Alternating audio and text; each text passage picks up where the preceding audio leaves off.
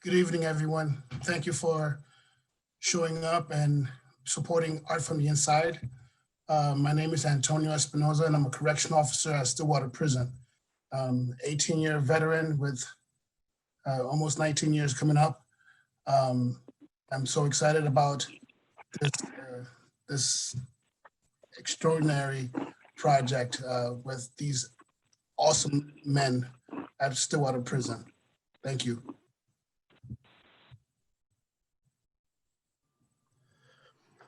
Curtis Shanklin, Deputy Commissioner at the Minnesota Department of Corrections, where I oversee our Community Services Division. Excited just for the opportunity just to play a small role in this this evening, but more so excited and just totally and extremely proud of Antonio Espinosa and his team. Just for putting this project together. And so for me, I'm just more so here as a fan and just, and to try to be as big of a support as I can for Antonio and this project for his team.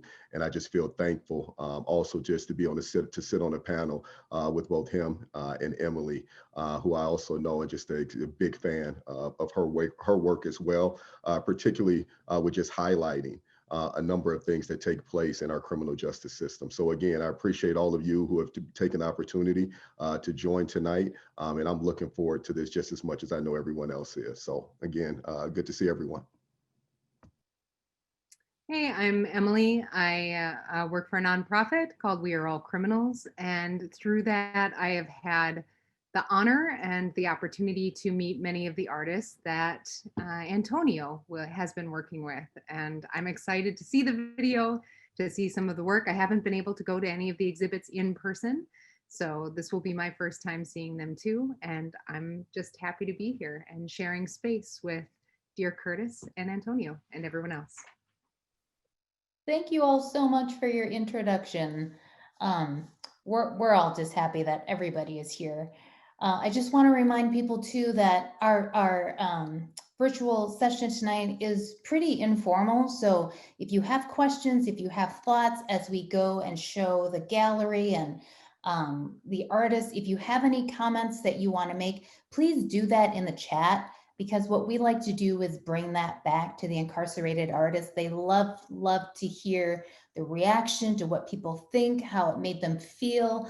And we sort of plugged those questions and inserted them into the video too. But as you sit back and think and reflect and just look at the art, we would love to hear that feedback. Again, it's not just for us, it's something we bring back to the incarcerated artists.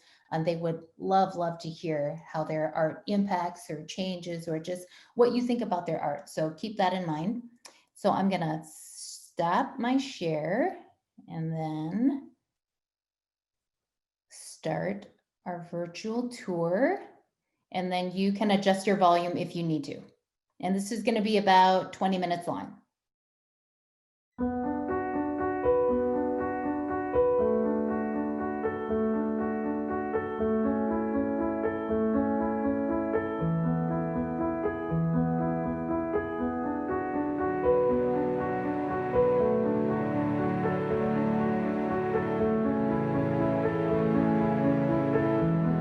What could I do to try to bring some positive force into this place?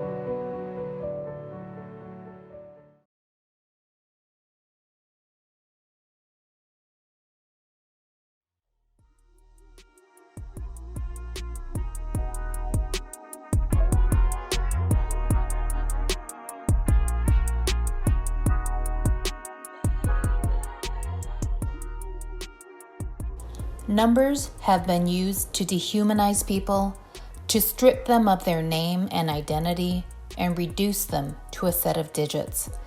One of the most painfully prominent examples of this is the Holocaust. We see this with prison ID numbers as well. People are so much more than a set of numbers, but still, numbers and numerical statistics can also be a powerful tool in understanding and putting things like the prison industrial complex into perspective. How can these two uses of numbers coexist? Is it possible to have a full understanding of the scope of prison without numbers? How do stories and people get lost in numbers?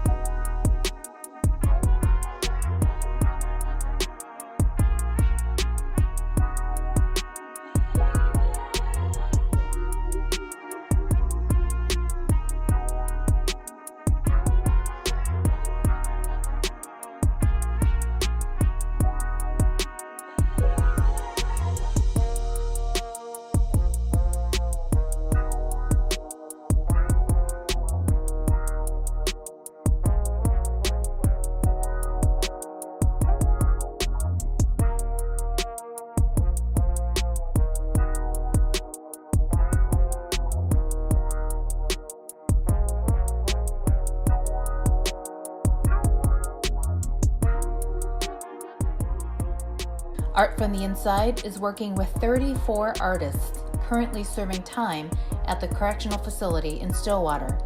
The Stillwater facility is one of 11 state prisons in Minnesota.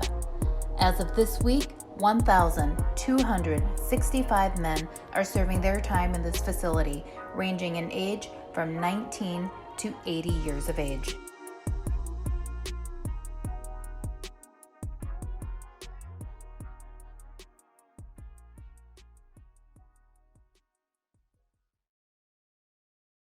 A study of the arts and correction program showed that more than half of those who participated in the program for 5 or more years reported fewer disciplinary records, getting along better with other inmates and staff, and liking themselves more.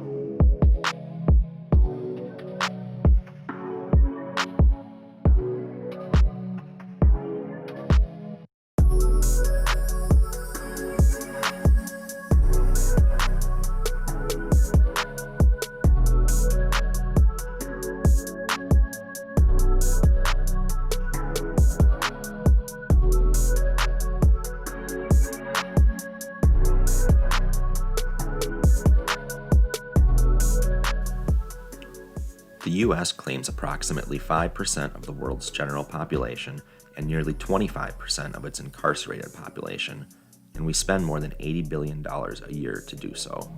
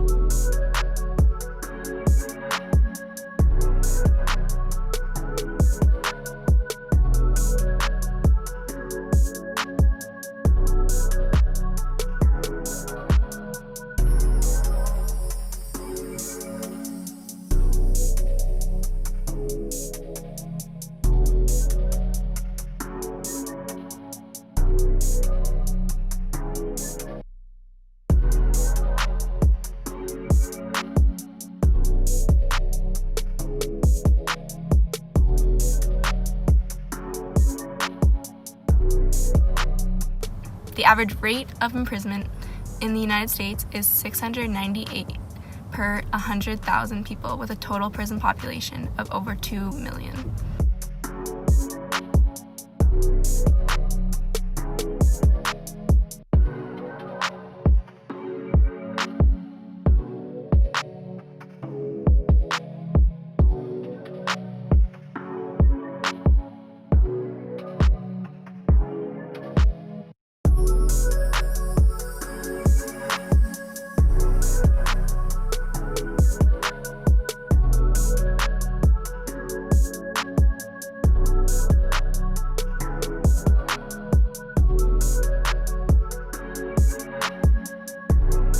It gives us a purpose, for lack of a better word. It gives us a goal, something to achieve, something to be recognized for.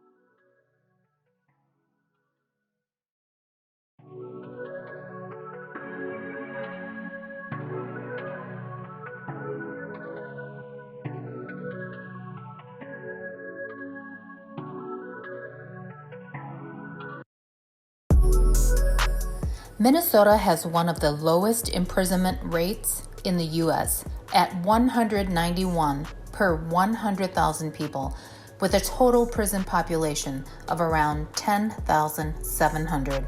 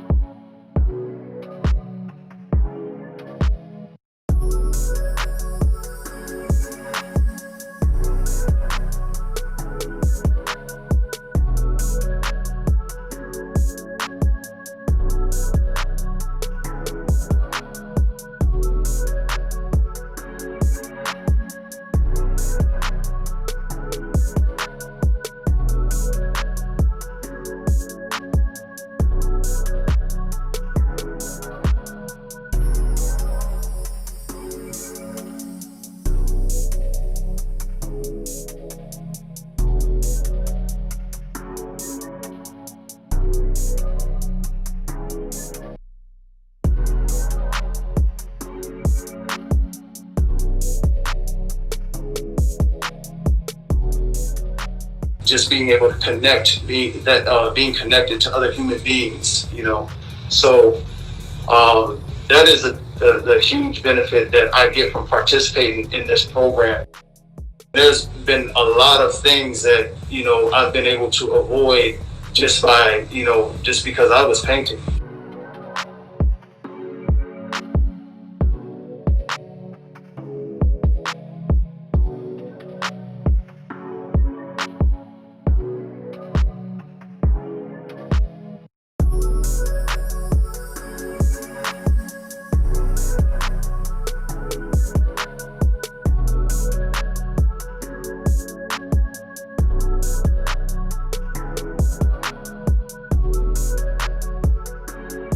The state with the highest imprisonment rate in the country is Louisiana at 718 per 100,000 people, followed by Oklahoma and Mississippi.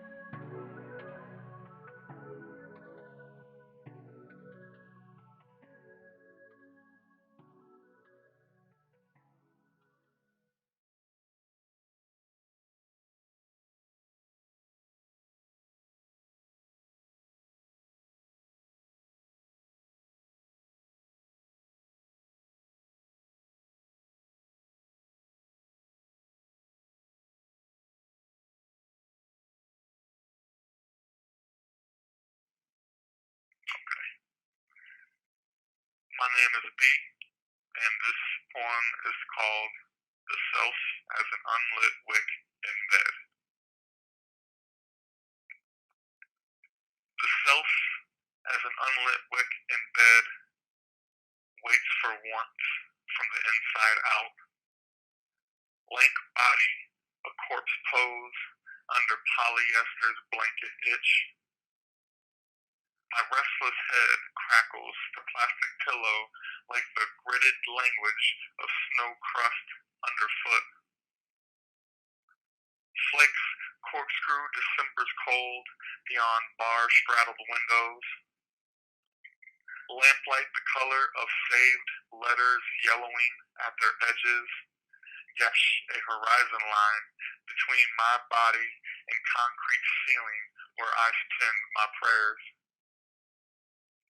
I ask the God of falling things how ruin makes a home of such places, how snowflakes become the salvaged words of night's erasure. I look up at the unframed family photos taped to the wall, corners curled with age. Notice a thief has stolen my face from each one. I forget my name.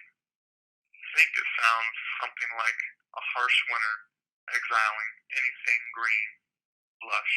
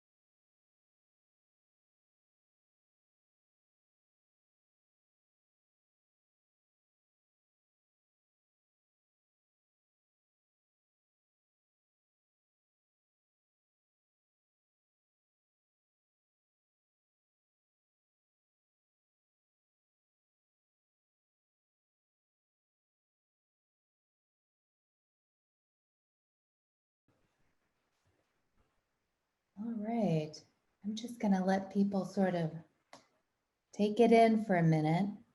And I'm gonna let, thanks for the clap. I'm gonna let Emily take it away with the rest of the group. Again, put yourselves on speaker view to get the best experience.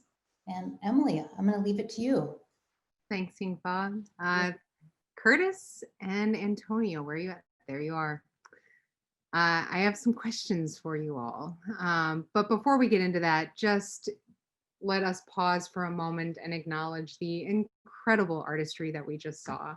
Ryan put together a really beautiful video that highlighted some extraordinary work. So thank you to Ryan for doing that. I loved the weaving in of the voices.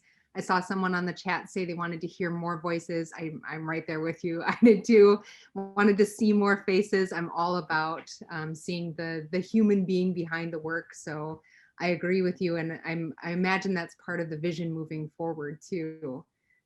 Antonio, tell us, what has and what does art from the inside mean to you? Art from the inside means a hope. It means a sense of unity. It means a sense of creativity. It means a sense of a bridging between one side to the other. This project stems from a murder that happened 2 years ago. A friend of mine by the name of Joseph Gam was murdered at the job, and ever since then, the job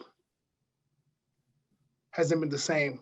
Everyone has been not very happy, and the motivation has been really low at the job. So I was saying to myself, what can I do to try to bring some hope in this place, some sort of excitement, something again to uplift this place. And I was being creative, and I thought of art from the inside. I thought about having their art, I thought it was easy, just having their art placed out in the world and have people to look at it and give a comment and bring it back in. But it's been challenging with COVID, getting this project moving, but with God, He has made a path, He's moved mountains, and I've been able to do a lot with this project. And the men at Stillwater Prison are very excited about this. It means a lot to them to know that they have a platform to speak, to show the community that they have skills and they are still human beings. You know what I'm saying? I see these people as humans and I don't look at them as numbers. These men are incredible. They have changed while they have been incarcerated. I do see the change in them. So I'm overwhelmed with the whole entire thing, but you know, I'm just looking forward to better things to come. Thank you for that, Antonio. And I see people in the chat saying that you are an inspiration. Know that you are loved. Know that you are appreciated. Curtis, this next question is for you. It seems disingenuous to talk about, well, pretty much anything these days without talking about COVID. And it certainly seems so when we're talking about people in institutions, crowded institutions where physical separation, social distancing is an impossibility, where you can't open a window for fresh air or step outside. We know that many of us on the call know that Stillwater has recently been hit hard by COVID. Please bring us up to date on what's happening in Stillwater and what the administration plans to do to prevent it from happening again. Yeah, no, good question. And I just, before I jump into that, just again, Antonio and your team, I tip my hat to you. But to your question, Emily, you know, I just first want to say, you know, on behalf of just the administration and the department, that, you know, our thoughts and our hearts and our prayers go out to not just our incarcerated, you know, women and men who have been impacted, but also those who have transitioned out on to supervision, and to all Minnesotans and everyone, you know, just around the nation who have been impacted by COVID. But to your point, you know, absolutely, just our thought process around that, and speaking specifically, you know, around Stillwater, there was and has been a precipitous jump, you know, in the number of cases that we have seen, you know, not just at Stillwater, you know, but, you know, from Moose Lake to Lino to Shakopee, and some of our other facilities. And as, you know, some of you might be aware, some of you may not, Stillwater was kind of our last facility to actually have a positive case. And then the numbers just jumped up again, you know, precipitously from that. And so, you know, for us at the department, you know, we've always taken a stance going back to, you know, when COVID first hit, you know, to try to put everything that we could in place to really try to mitigate and at that time, hopefully negate any spread within our facilities, while at the same time being eyes wide open, you know, that there was a significant possibility that we would eventually land in this spot. And now that we are here, you know, having one case is concerning, but the numbers at Stillwater specifically have dropped significantly from where they were. I think at one point we were upwards of maybe over 700 or something like that. And I think now, depending on the numbers, you know, we're, you know, below 100 and might even be, I think it might, the last count, depending on, was somewhere maybe even below 50. And so, we've, implemented a number of different measures going down this COVID road to really try to get people out, in the appropriate fashion. One of the things I've always talked about is, it's one thing to release people, but it's also, it comes a duty and a responsibility of ours to be mindful of what are we releasing people to as well. And so, but we have went down this track to take, specific measures, whether that was around expanded early work release, sanction reduction efforts, COVID early release through our conditional medical release process, to that point to try to create capacity, for those who are on the side, because what we didn't want to do initially was to lock everyone down. And so we tried our best to really try to, again, mitigate and to still try to be able to still offer programming to those as well on the inside. And so again, this will be something that, we're clearly not out of the woods yet. We will continue, to exhaust the measures and the capabilities that we have, where it is, again, appropriate to get people out, also being mindful, again, of the conditions that people are dealing with. It's bad enough to be dealing with COVID. You add that being in a congregate setting on top of the stress that comes with that. And so this is not something by any means that the administration takes lightly at all. I mean, we are all hands on deck and committed to doing our best, again, at this point, to really try to mitigate. And for those who have been impacted with that, to make sure that they have the care, whether that's from our behavioral health specialists who have been out at Stillwater and those and other mental health professionals, healthcare out there, again, to really try to provide as many resources as we can for those who have been impacted, to try to not see any further spread. And so again, as I started this, our thoughts and prayers and go out to them, not only to them, but to their family members, because I can also, to some degree, try to empathize and understand what that must mean for someone on the outside who have family members on the inside. I mean, I think about it even at our Red Wing facility that has our youth there. And as someone who's been directly impacted by COVID, my mother came down with COVID and was in the ER for over a week, this hits close to home to me. And so, so I am significantly committed to making sure that we continue to do what's necessary, again, to continue to try to provide avenues for people to be released, while at the same time taking the necessary and precautionary measures that we need to for those who are currently inside our facilities. But no, thank you. Good question. Thank you, Curtis, for that. And thank you for your heart in all of this. And my hope is that we're able to decarcerate a little more rapidly while we're still dealing with this pandemic as we move into the winter. This next question is for Antonio, with turning an eye back toward the individual artists. Tell us something about the artist. Give us an example of one of the artists that who submitted a piece that really struck a chord with you, and tell us something that you admire about that artist. I can't just say just one person. Yeah, I knew you were going to say that. Emily said one. One. Pick one.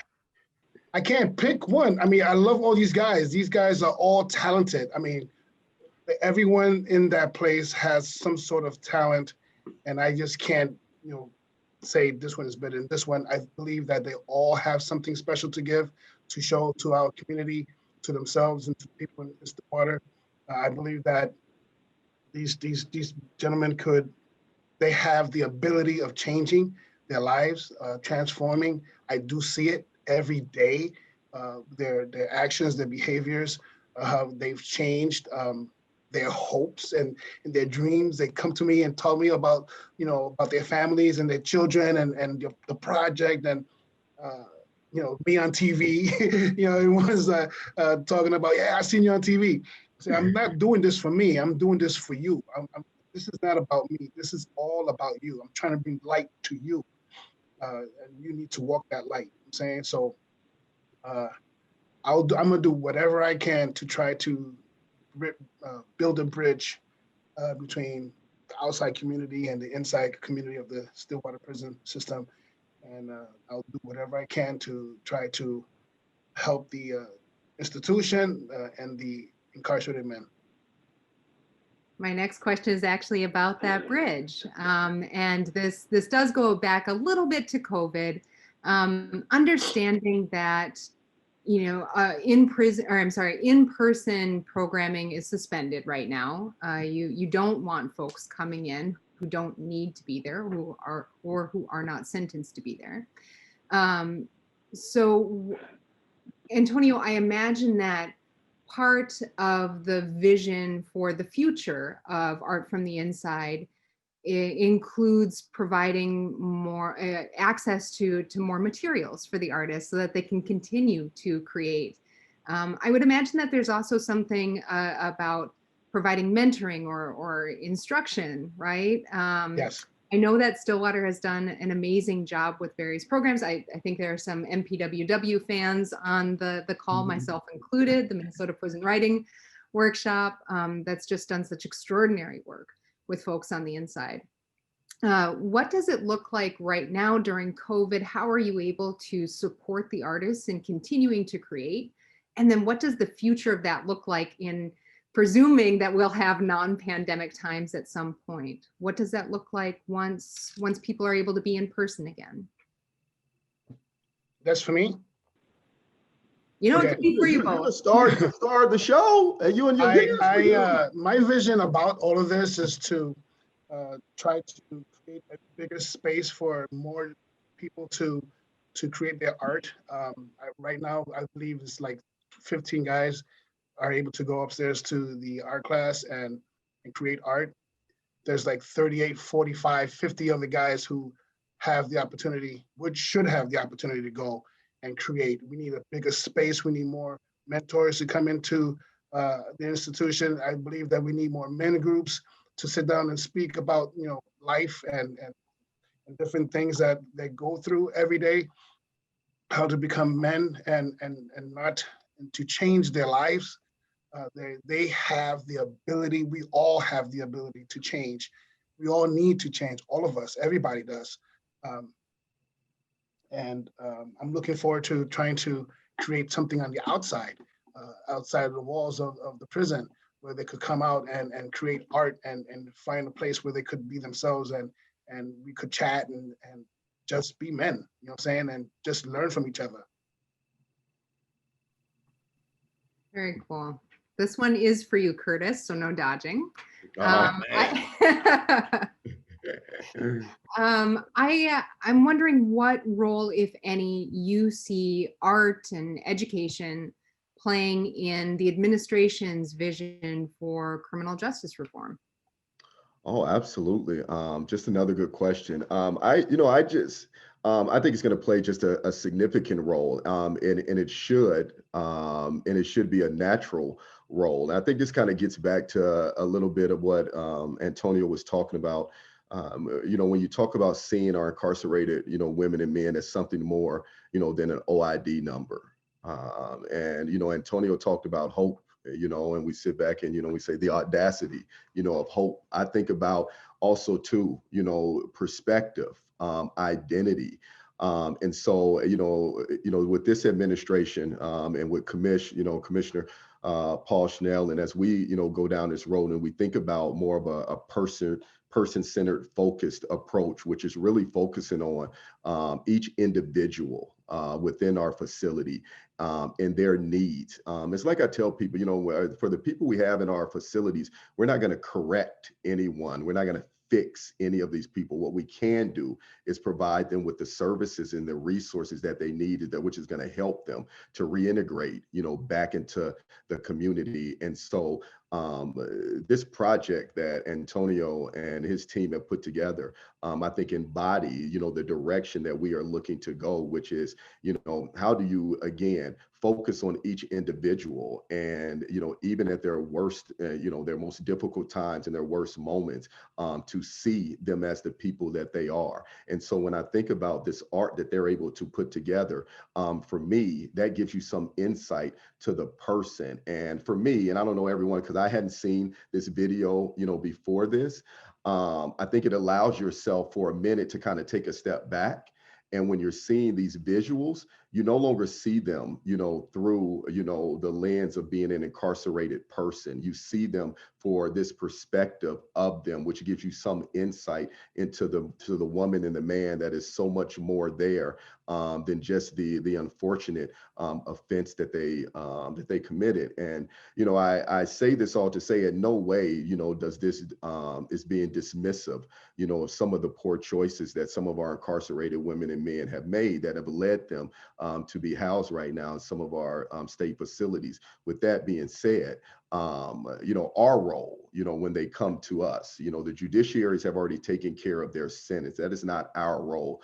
Our role is now, when we know particularly that roughly around 95% of our incarcerated women and men will be returning back into the community. So how can I find something to work with you? And art is one of those things that becomes a hook to get people to be engaged. And I saw the numbers when you talk about, even from a restorative justice standpoint, how do you get people invested into themselves and others to be invested into them? And I think this is an example of this, and this is an example of whether our administration would like to go when you're talking about focusing on individuals and being able to illuminate some of the good things about them. And I think this is one of those. I could listen to another 10 hours of this very conversation. I so appreciate you, Curtis. I appreciate that is a focus of the administration, and I couldn't be more excited. I know that is how that is certainly what I've heard from the administration leading up to this point, and I believe you moving forward. I think it is said with truth, and I know you will hold us accountable to that too. And I mean, and I sincerely mean that. I think that's the job of all of you, is to hold us accountable, to that, because, absent of that, people become complacent and do things out of convenience. So, we still got a long way to go. So hold us accountable to that. But thanks for that, Emily. Greatly appreciate it. And something that you said early on, and I think something that is so key to what you're talking about, is the artists as individuals, people behind bars as individuals, as people. One of the most rewarding things for me in the work that I do is seeing the individual artists or the people that I work with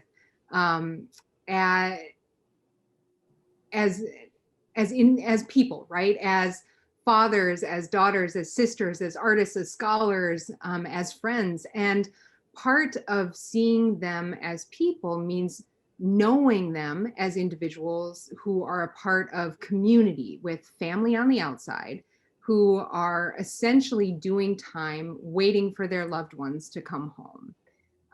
Antonio, how has this project helped you understand that additional dimension of the artists at Stillwater?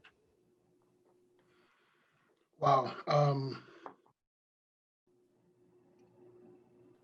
I was talking today with a few guys. Actually, I was talking with a lot of gentlemen at the institution today at B-West and B-East. Everyone is just, they have so many different views.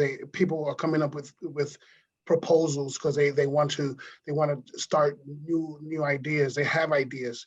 I want to listen to the ideas, and I tell them, put it on paper and write a proposal so that I could bring it to administration so they could see that you are creative, that you know what you need in order for you to survive and to move through the storm that you're going through. That we are here to work with you and to help you, guide you through this season that you're going through. And these guys are just amazing. They have a lot of ideas. They create. They are artistic. They write. They talk about books. I was approached by one guy who wants to.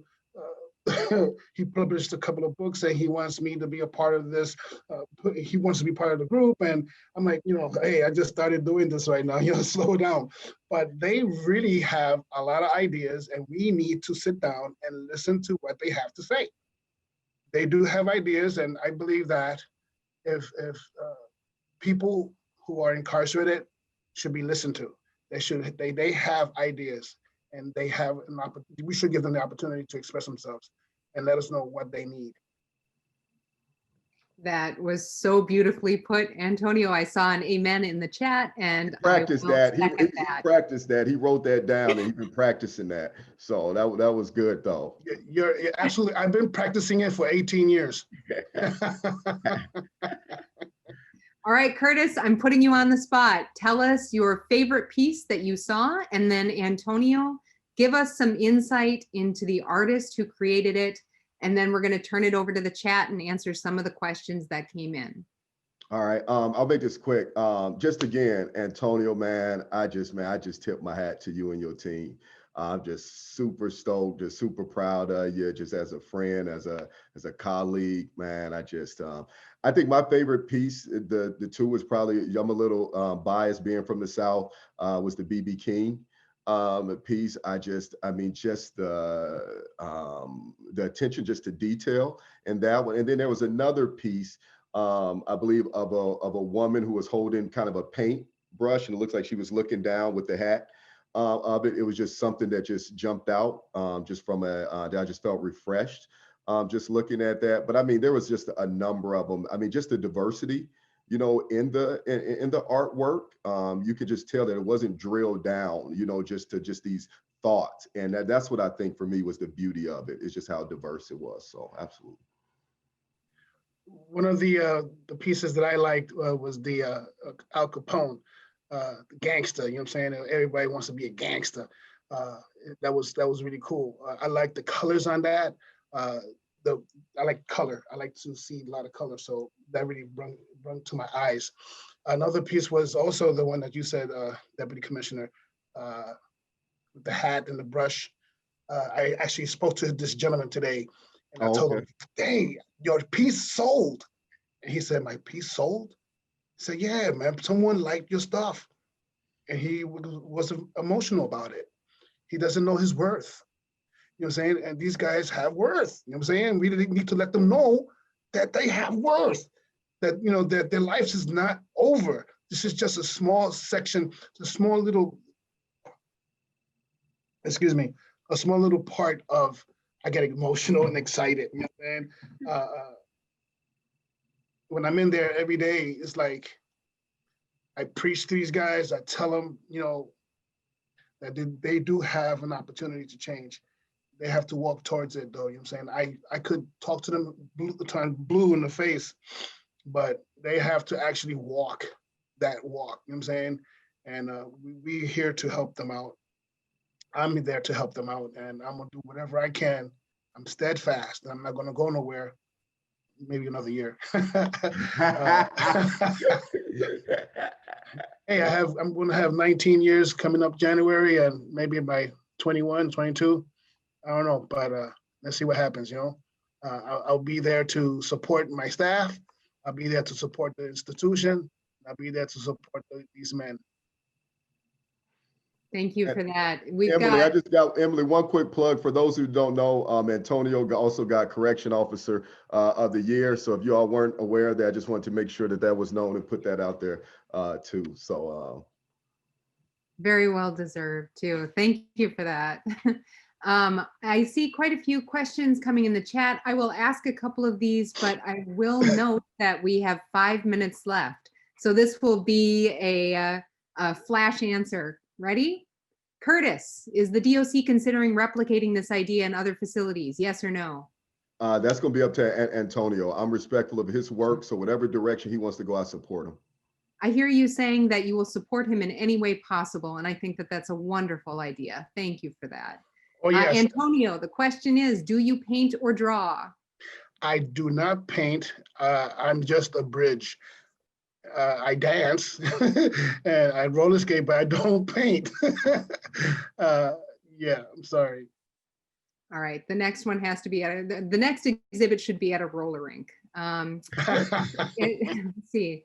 It is wonderful that there's a designated space to explore creativity. I believe that this person was talking about the art room. The question is, has that existed for a while, and how are people able to access it freely?